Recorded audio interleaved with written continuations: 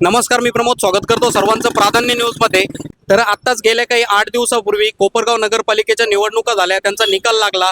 तर कोपरगाव नगरपालिकेवरती भाजप कोल्हे गटाचे जे लोकसेवा मित्र पक्ष आघाडीचे जे नगराध्यक्ष पदाचे जे उमेदवार जे आहेत ते परागजी संधान हे त्यांचा तर खरं तर त्यामध्ये जो विजय जो आहे तो झालेला आहे। तर खरं तर कोपरगावच्या विकासासाठी ते काय काय करणार त्याबद्दल आपले काही प्रश्न आहेत परागजी संधान यांना। आपण काय सांगाल नगराध्यक्ष म्हणून आपण कोपरगाव नगरपालिकेचा पदभार जो आहे तो कधी स्वीकारणार आहे? नवीन वर्षात आम्ही पदभार आता 3-4 दिवस नाताळाच्या सुट्ट्या आहे, सर्व बाहेर आहे, त्यामुळे नवीन वर्षात आम्ही काय सांगाल विश्वासनामा जो आपण कोपरगावच्या जनतेसाठी सर्वांसमोर मांडलेला होता त्याबद्दल खरं तर काय सांगाल की कोणत्या कामाला आपण प्राधान्य देणार आहोत? विश्वासनामातील तर सर्वच गोष्टी आम्हाला प्रत्यक्षात आणायच्या आहेत, पण आज प्रायोरिटीने रोड, स्वच्छ पाणी, स्वच्छ प्रशासन, खड्डेमुक्त रस्ते आणि आरोग्यासाठी आम्ही कामकाज चालू केलेलं आहे। त्याचा पहिला टप्पा काम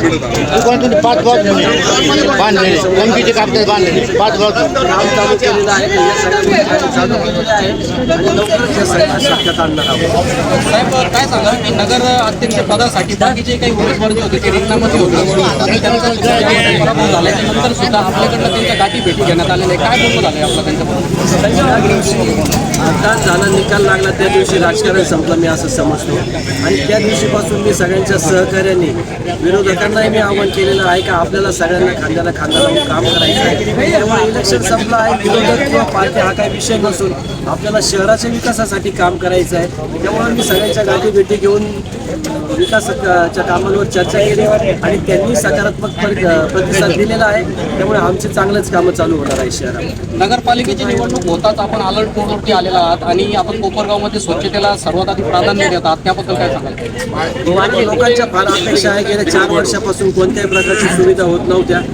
मोठ्या प्रमाणावर जो कराचा पैसा होता तो प्रॉपर खर्च होत नव्हता, त्यामुळे आम्ही जसा शब्द दिलेला होता तसा पहिल्या दिवसापासूनच मी कामकाज चालू केलेलं आहे आणि याच आमचं कामकाज चालू राहणार आहे। मी व माझे सर्व 19 सहकारी सगळे म्हणून आम्ही शहराचा चेहरा बदलण्याकरता प्रयत्न करणार आहोत।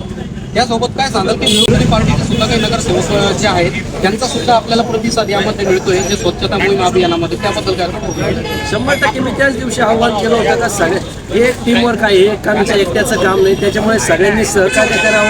आम्ही सुद्धा विरोधक किंवा आमच्या असा कोणताही दुजाभाव करणार नाही, त्यामुळे सगळ्यांनी जर सहकार्य केलं तर त्या गोष्टीला आमचं नक्कीच सहकार्य राहील। त्यांनी असंच सहकार्य ठेवावं मी अशी अपेक्षा व्यक्त करतो। सर्वसामान्य जनतेसाठी आपण सरकारकडून काही स्कीम वगैरे राहणार आहे त्याच्याबद्दल आपण कोणती माहिती प्रामुख्याने आपण कोपरगावमध्ये राबवणार? शहरातल्या बाकीच्या सगळ्या स्कीम राबवायच्या आहे, अंडरग्राऊंड ट्रेनिंग असते, सरकारी जागेवरचे घरे नियमातून करणे आहे, त्यांचे 7-12 वाटणे आहे, त्यांचे विस्थापित झाले त्यांच्यासाठी काम करायचं आहे। त्यामुळे ज्या ज्या शासकीय योजना आहेत सेंट्रलच्या आणि स्टेटच्या या सगळ्याच राबवण्याकरता आम्ही प्रयत्न करणार आहोत।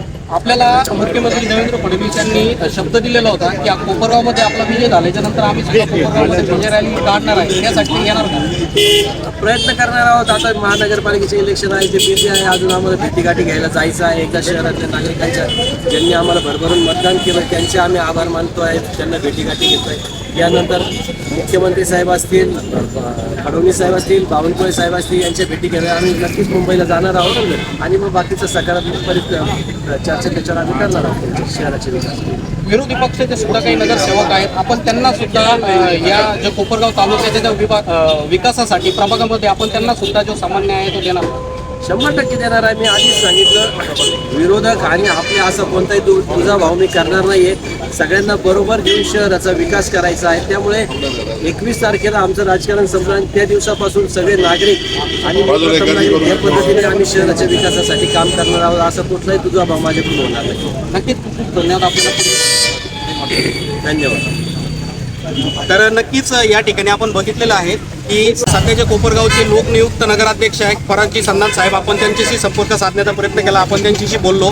खरं तर ते कोपरगावमध्ये खरं तर ते काय काय विकास कामं करणार यावरती आपण त्यांच्याकडनं खरं तर जी काही प्रतिक्रिया आहे ती घेतलेली आहे। तर त्यांनी सुद्धा यामध्ये आपल्याला सांगितलेलं आहे की कोपरगावच्या विकासासाठी आम्ही सर्वतोपरी जे प्रयत्न आहेत ते करणार, त्याचबरोबर जे सरकारकडून ज्या काही स्कीमा येणार, जे काही निधी वगैरे काही येणार त्यामध्ये आम्ही सर्वांना समान न्याय देणार. रिपोर्ट प्रमोद पवारसह कॅमेरामन शिवकुमार इंगळे, प्राधान्य न्यूज, कोपरगाव.